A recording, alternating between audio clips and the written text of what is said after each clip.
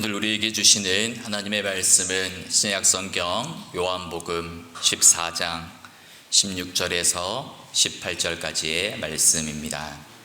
내가 아버지께 구하겠으니 그가 또 다른 보혜사를 너희에게 주사 영원토록 너희와 함께 있게 하리니 그는 진리의 영이라. 세상은 능히 그를 받지 못하나니 이는 그를 보지도 못하고 알지도 못함이라. 그러나 너희는 그를 아나니 그는 너희와 함께 거하심이요 또 너희 속에 계시겠음이라. 내가 너희를 고아와 같이 버려두지 아니하고 너희에게로 오리라. 아멘. 제가 신학교에 다닐 때의 일입니다. 신학교에서 여러 과목들을 수강하는데 성령론이라는 과목이 있었습니다. 성령님이 누구신지에 대해서 공부하는 그러한 과목이었습니다. 그런데 한 번은 교수님이 이런 숙제를 내셨습니다. 성령의 뜨거운 역사가 나타나는 집회에 참석해서 그 집회에서 받은 느낌과 소감을 솔직하게 적어서 내라라는 그러한 과제를 주셨습니다. 그래서 저는 당시에 이제 서울 여의도에 있는 여의도 순복음교회 이제 본관에 있는 금요철야 기도회 집회에 참석을 했었습니다. 세계에서는 단일교회로 가장 큰 교회답게 여의도 순복음교회는 이미 제가 한 30분 전에 갔는데도 이미 본관의 절반 이상이 사람들로 가득 차 있었고, 또 찬양을 하는데 아주 열정적으로 박수를 치면서 이 찬양을 하고 있었습니다. 우리처럼 이렇게 박수 치는 게 아니고요. 어떻게 박수 치겠습니까?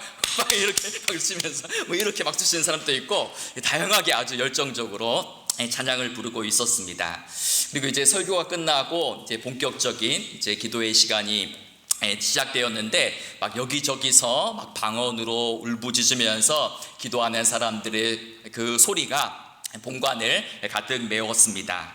특별히 이제 인상적이었던 것은 기도를 할 때에 이제 위에 상의에 흰 양복을 입은 장로님 같이 보이는 분이기도 하고 목사님 같이 보이는 그런 분들이 돌아다니면서 이제 안수기도를 해주시는 장면이 인상적으로 보였습니다. 당시 저는 그 집회에 이제 예배를 드리려고 참석한 것이 아니고 숙제를 하기 위해서 참석했기 때문에 기도에 집중하기보다는 기도하는 그런 분위기라든지 또 주변을 이렇게 두리번 거리고 있었습니다. 그런데 갑자기 누군가가 제 뒤에서 머리를 이렇게 꾹 누르시는 거예요. 누구겠습니까? 안수 기도해 주시는 분인 것 같았습니다.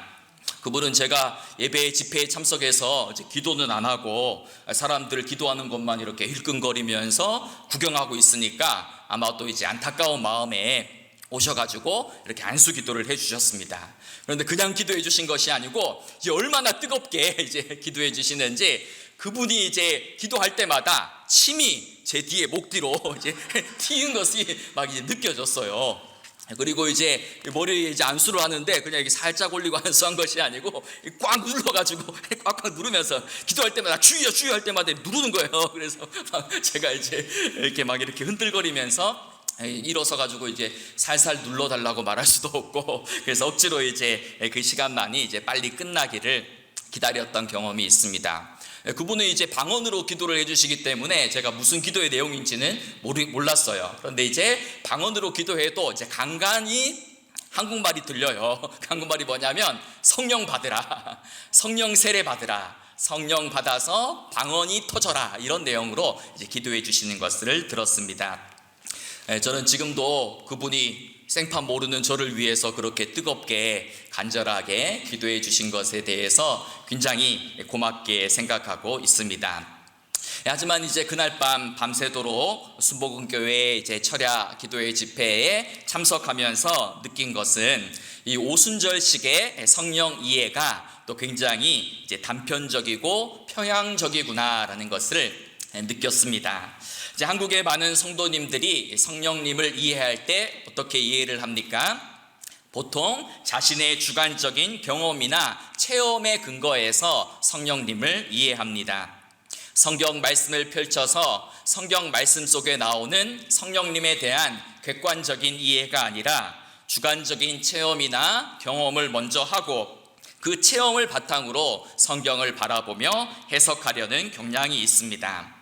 그래서 어떠한 영적인 체험이나 성령의 현상들이 과연 성경적으로 타당한가, 타당하지 않은가를 살피기보다는 그 체험이 나한테 얼마나 영적인 유익과 평안을 안겨다 주느냐를 기준으로 성령의 역사를 판단하려는 그러한 경향들이 있습니다.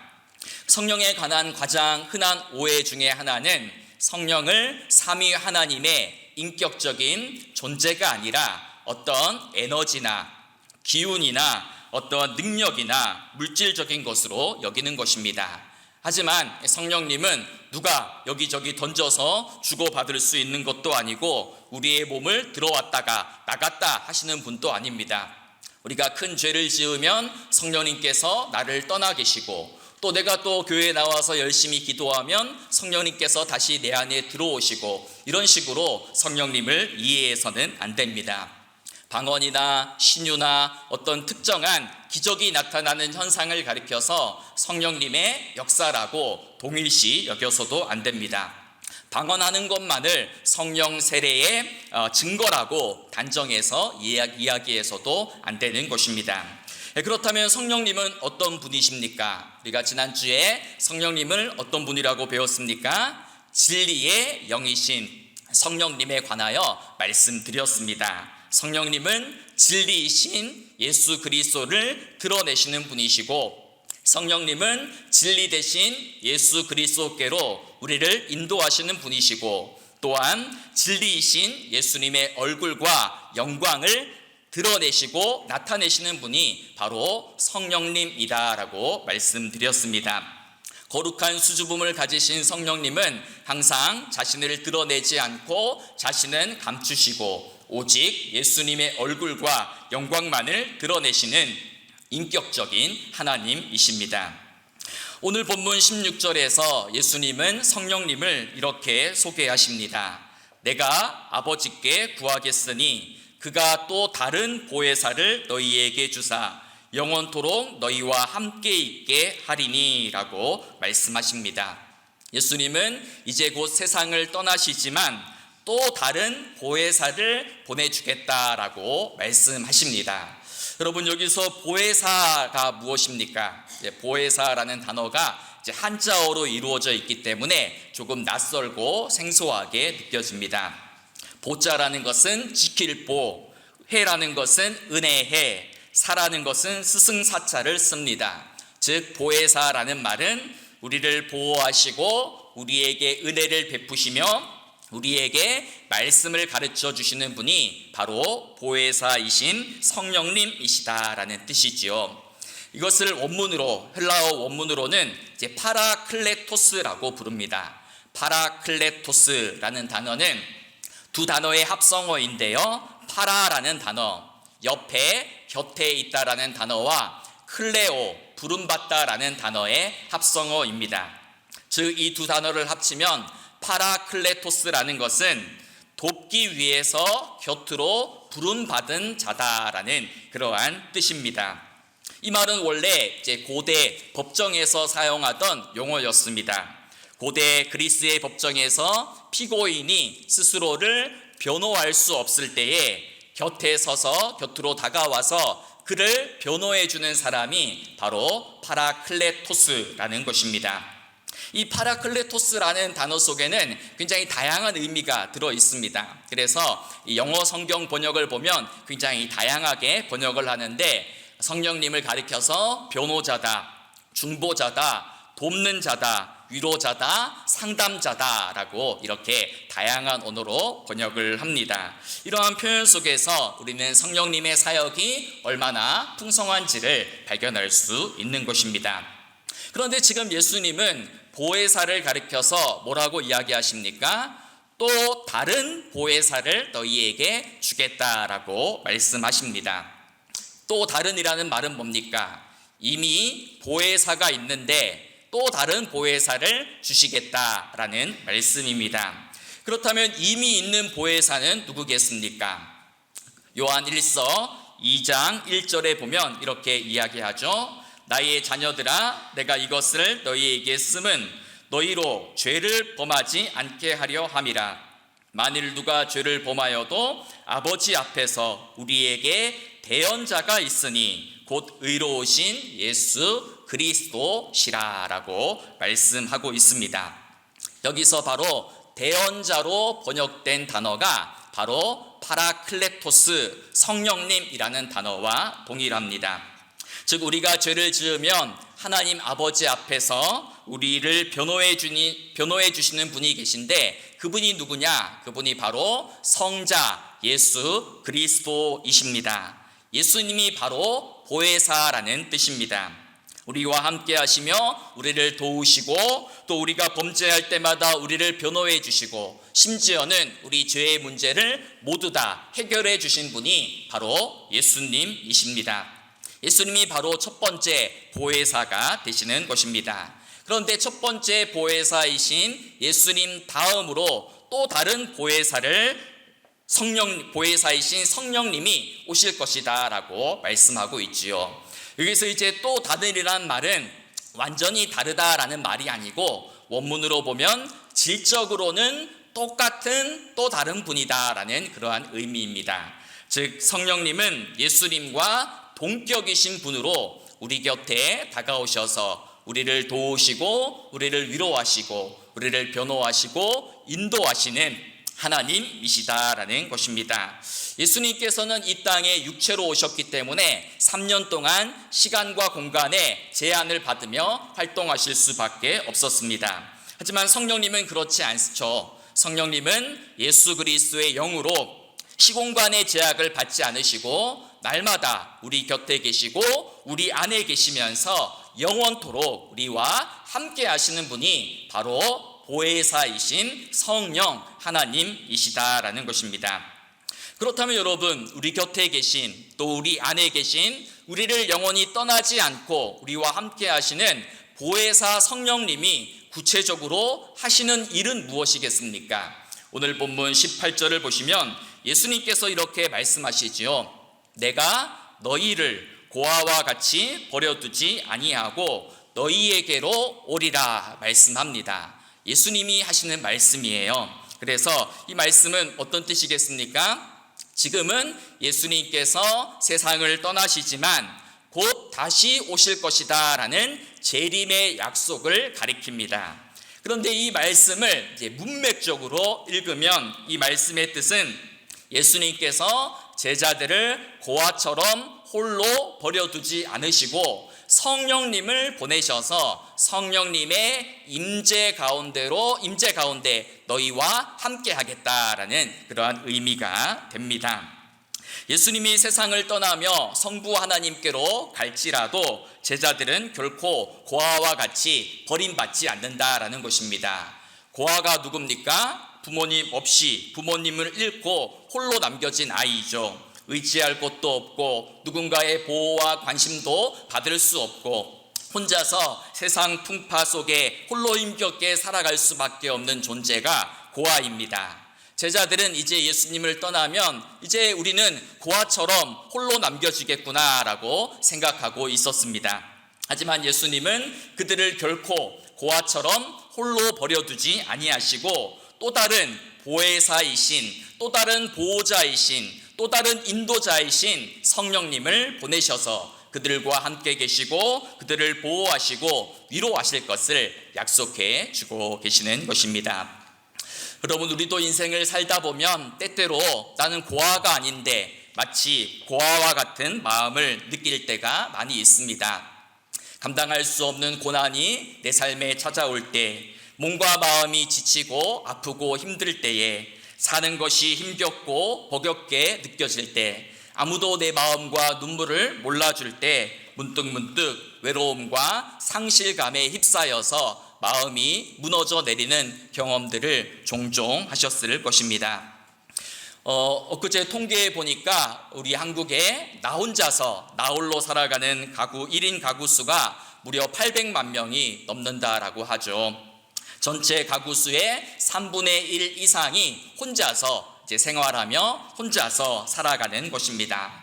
그래서 외로움은 더 이상 개인의 문제가 아니라 사회적 질병이다라고 이렇게 진단하면서 이 개인의 나홀로 살아가는 이 문제를 사회적인 질병의 문제로 다루지요.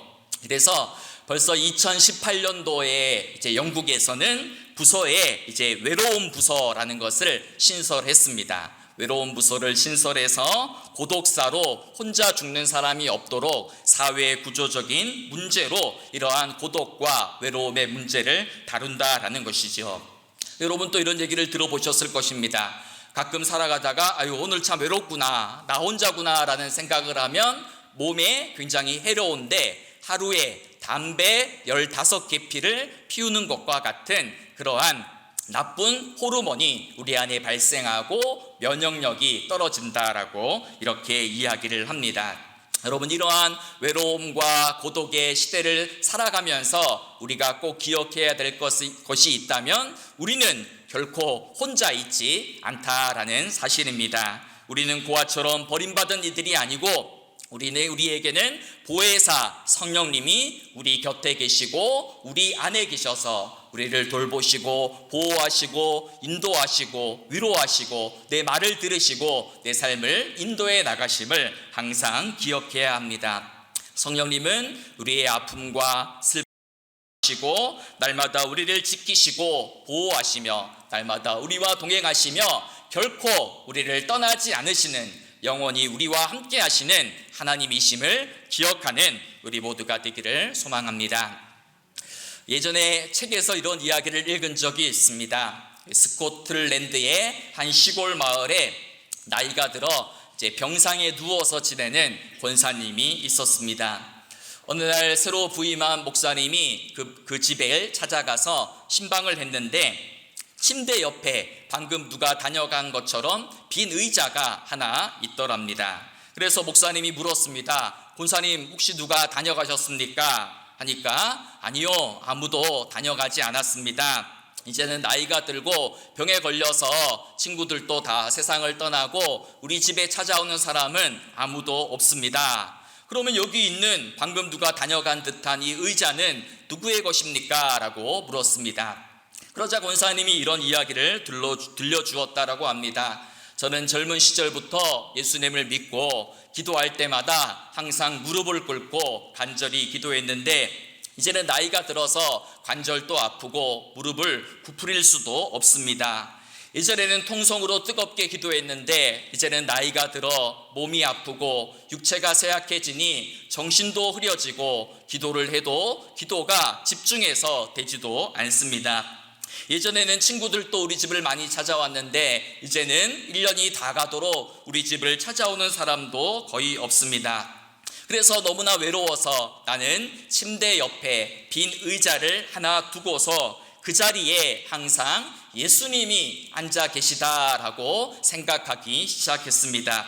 그래서 저는 기도가 되지 않을 때마다 그 빈 의자를 바라봅니다. 마음이 답답할 때마다 그 빈 의자를 바라봅니다. 마음이 외로울 때마다 그 빈 의자를 바라보며 그 빈 의자에 앉아 계신 예수님과 항상 예수님과 함께 대화를 나눕니다. 저는 결코 혼자가 아닙니다. 저 의자는 늘 제 곁에 계신 예수님, 나의 위로자, 나의 친구, 성령님을 위한 자리입니다. 이런 말을 하더란 거예요. 그래서 이 목사님이 참 은혜를 받고 그 권사님의 신앙 고백에 감동을 받고 집으로 돌아갔습니다. 그리고 이제 한 달여쯤 지났을 때에 권사님의 임종 소식이 들렸습니다. 딸로부터 전화가 왔습니다. 목사님, 어젯밤에 우리 어머니께서 조용히 하나님의 부르심을 받았습니다. 제가 잠깐 집을 나간 사이에 돌아와 보니 어머니는 정말 편안하게 잠든 모습으로 천사와 같은 얼굴을 하시면서 하나님의 부르심을 받으셨습니다.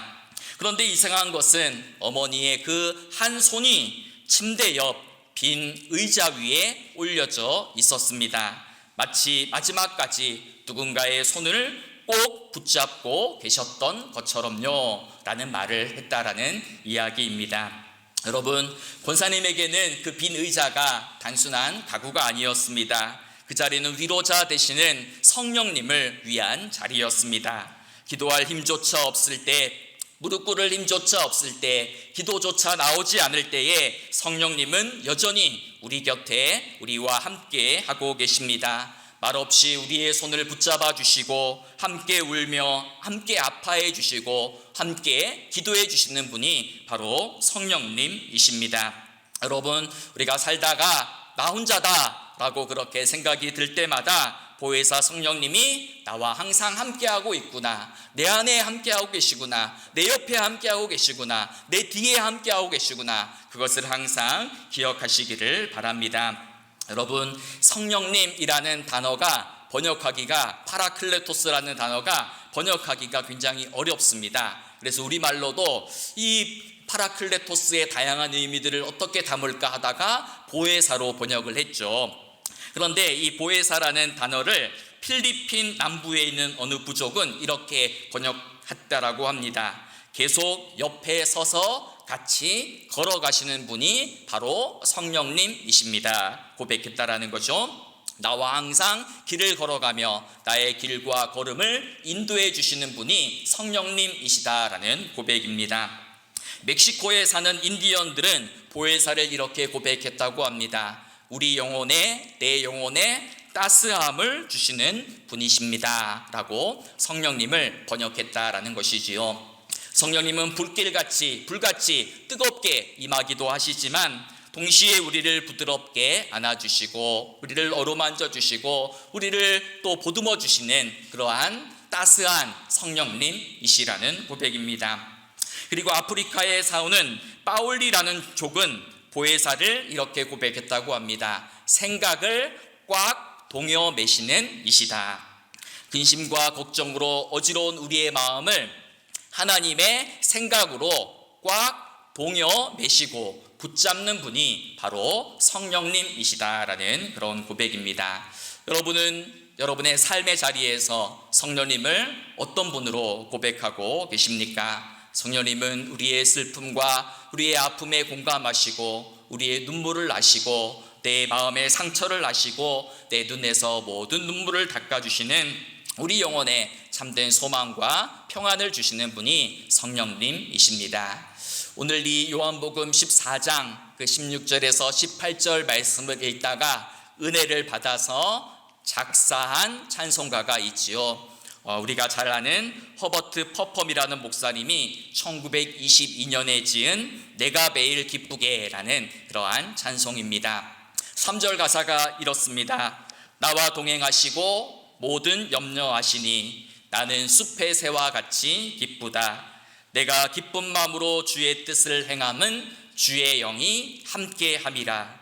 성령이 계시네 할렐루야 함께 하시네. 좁은 길을 걸으며 밤낮 기뻐하는 것은 주의 영이 함께 함이라 라는 그러한 고백입니다. 여러분, 그렇습니다. 성령님께서는 항상 우리와 함께 하십니다. 우리의 모든 염려도 아시고 우리의 걱정도 아시고 내가 지금 걷고 있는 좁은 길도 아시고 나의 답답함도 아시는 분이 바로 성령님이십니다. 그러하기에 그 성령님이 나와 함께 하시기에 나는 좁은 길을 걸으면서도 밤낮으로 기뻐할 수 있고 좁은 길을 걸으면서도 할렐루야 찬송하며 살아갈 수 있는 것입니다. 말하기는 저와 여러분 우리 모두가 날마다 우리 곁에 계신 그리고 우리 안에 계신 보혜사 성령님을 항상 기억하고 항상 생각하고 그 성령님과 날마다 동행하며 살아가는 복된 삶이 되시기를 간절히 소망합니다. 이처럼 성령님은 위로의 영이세요. 항상 우리를 찾아오셔서 우리를 위로하시고 우리를 보듬으시고 우리를 안아주시는 분이신데 더 나아가서 성령님은 어떤 분이신가? 우리의 연약함을 도와주시고 우리를 대신해서 중보해 주시는 분이십니다. 그래서 로마서 8장 26절 27절 말씀 같이 한번 읽어볼까요? 이와 같이 성령도 우리 연약함을 도우시나니 우리가 마땅히 빌 바를 알지 못하나 오직 성령이 말할 수 없는 탄식으로 우리를 위하여 친히 간구하시느니라. 마음을 감찰하시는 이가 성령의 생각을 아시나니 이는 성령이 하나님의 뜻대로 성도를 위하여 간구하심이니라. 아멘. 여러분, 정말 힘들 때는 기도도 잘 나오지가 않죠. 기도에 집중하기도 힘들고 기도의 말이 나오지도 않습니다. 무엇을 기도해야 할지, 어떻게 기도해야 할지 알지도 못하고 한숨만 나오고 탄식만 나오고 눈물만 나올 때가 있습니다. 그런데 그때 누가 도와주신다고요? 보혜사 성령님께서 우리의 연약함을 도와주신다라고 이야기합니다. 여기서 도와준다라는 게 뭡니까? 원문으로 보면 함께 들어올리다, 함께 짐을 지다라는 그러한 뜻입니다. 즉 성령님께서 우리 영혼의 짐을 함께 져주신다, 들어주신다, 우리 영혼의 고통의 무게를 함께 져주신다라는 그러한 의미입니다. 얘야, 참 힘들지? 너 지금 지고 있는 짐이 참 무겁지? 내가 같이 들어줄게 라고 말씀하시는 분이 바로 보혜사 성령님이십니다. 그리고 우리가 마땅히 기도할 바를 알지 못하는 우리를 위하여서 말할 수 없는 탄식으로 우리를 대신해서 기도해 주시는 분이 바로 보혜사 성령님이십니다.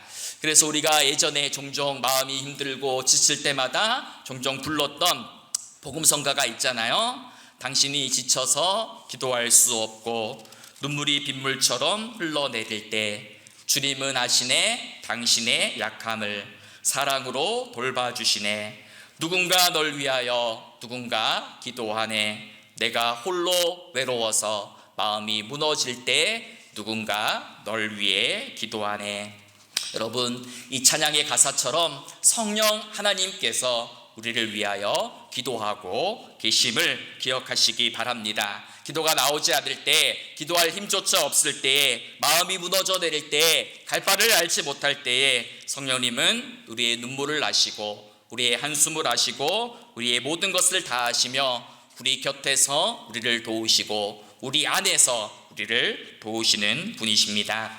이처럼 따스한 성령님이 우리 곁에, 우리 안에, 우리 옆에 있음을 항상 기억하시면서 힘든 일을 만나도 낙심하지 않고 답답한 일을 만나도 절망하지 않고 보혜사 성령님과 더불어서 할렐루야 성령이 함께 계시네 그렇게 찬양하며 날마다 힘있게 살아가는 우리 모두가 되기를 소망합니다.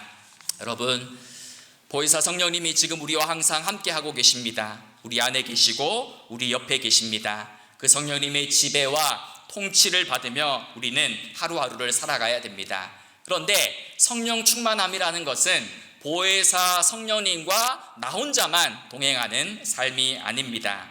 거기에서만 머물러 있어서는 안 되는 것입니다. 보혜사 성령님과 동행하는 기쁨을 누리는 사람은 이제 내가 작은 보혜사가 되어서 누군가를 위로하고 누군가를 도와주고 누군가를 위하여 대신 기도하는 그러한 중보자의 삶을 살아가야 되는 것입니다. 성령께서 날마다 우리 곁에 계셔서 우리를 위로해 주시는 것처럼 나도 고통받는 이들의 곁으로 찾아가서 그들의 이야기를 들어주고 그들의 눈물을 닦아주고 그들의 등을 토닥여주고 그들에게 작은 것을 나누어 주는 그 삶이 바로 보혜사로서 우리가 살아가야 될 삶의 모습이라는 것입니다. 여러분, 지난주에도 말씀드렸지 않습니까? 누가 성령 충만한 사람입니까? 방언으로 유창하게 기도하는 사람이 성령 충만한 사람이 아닙니다. 거의 다 쉰 목소리로 할렐루야 이렇게 하면서 말하는 사람이 성령 충만한 사람이 아닙니다. 성령 충만한 사람이라는 것은 성령님의 활동과 사역을 바르게 이해하고 그 성령님의 활동과 사역에 동참해서 살아가는 사람이 바로 성령 충만한 사람입니다. 보혜사 성령님께서 날마다 우리를 위로하시고 우리를 도와주시고 우리의 눈물을 닦아주시는 분이시기에 우리도 날마다 낙심한 이들 곁으로 어려움을 당한 이들 곁으로 몸과 마음이 약한 이들의 곁으로 다가가서 그들을 위로해주고 그들의 손을 잡아주고 그들의 눈물을 닦아주는 바로 그 사람이 성령 충만한 사람이다라는 것입니다. 사랑하는 여러분, 오늘 여러분의 삶의 자리에는 여러분 주변에는 어떤 빈 의자가 있습니까? 그리고 그 빈 의자에는 누가 앉아 계십니까? 그 자리에 보혜사 성령님을 초대하시기 바랍니다. 그래서 오늘 설교 제목처럼 오소서 보혜사 성령님 오셔서 제 곁에, 제 삶에, 제 안에, 제 일상에 동행해 주십시오. 오셔서 나를 도우시고 나를 위로하시고 나를 가르치시고 나를 인도하시고 나를 보호해 주십시오 라고 기도하기를 바랍니다. 그리고 더 나아가서 하나님, 나도 이제 보혜사가 되어, 작은 보혜사가 되어 누군가의 눈물을 닦아주는 위로의 사람으로 살기를 원합니다. 그렇게 기도하며 결단하며 우리의 기도를 삶으로 살아내는 우리 모든 광덕교회 성도님들 되시기를 간절히 축복하며 축원합니다.